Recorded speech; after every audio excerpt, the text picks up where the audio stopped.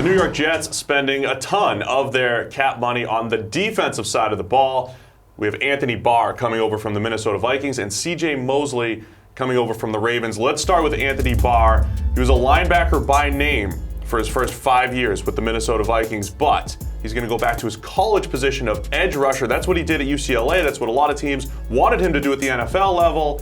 Feels like a risky move, but he's still a guy that is good getting after the quarterback. He just hasn't done it as a pure edge defender in 6 years. Yeah, and critically, he wasn't just a linebacker by name in Minnesota, he was a linebacker by trade as well. They did not play him as an edge rusher. Even when he was rushing the passer, it was as an add-on blitzer, as a legitimate 4-3 outside linebacker. They didn't have him lined up as the edge that Greg Williams and this New York Jets defense apparently wants to turn him back into from his college days at UCLA. If you look last season, he lined up outside the tackle and rushed the passer on just 46 occasions. That's an extremely small number. This is going to be 10 times that figure with the Jets this coming season. So it is a huge gamble. It is what he did in college, but who knows how that projects, and that was 5 years ago at this point. So it is a monster gamble that Anthony Barr can turn back into the player he looked like he was coming out in college, even if that translates to the NFL level, and they are gambling to the tune of more than $10 million a year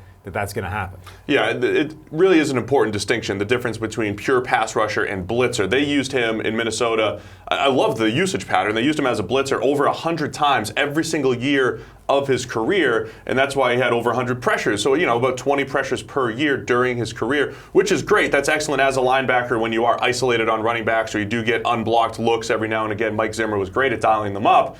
But when you do have to go 30, 35 times head-to-head with an offensive tackle in a game, it's a little different. So that's where the risk comes in with Anthony Barr. Have to say, as a pure linebacker, though, struggles in coverage just a little bit, so he is limited unless he is used in that versatile way. Which is part of the reason that he's been used so much as an add-on blitzer, because it takes him out of the coverage, which is where he's been at his weakest. Even at his best season, where he was a legitimately elite linebacker, the play in coverage was all stuff in front of him. It wasn't getting lost in zones deep behind him. It was coming up, making tackles on short patterns to running backs.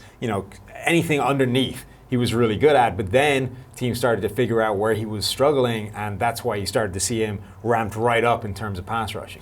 And then the other guy that they do want to play in coverage is C.J. Mosley. They're bringing him over from the Baltimore Ravens, same draft class as Anthony Barr. Now Mosley, he's a good player, but if they want him to be that elite coverage linebacker, he hasn't really showed that. Only a 78.6 grade is the highest of his career. That was 2017. It's the only coverage grade he's had over 75 in the PFF system, the Premium Stats 2.0 that I'm looking at right now.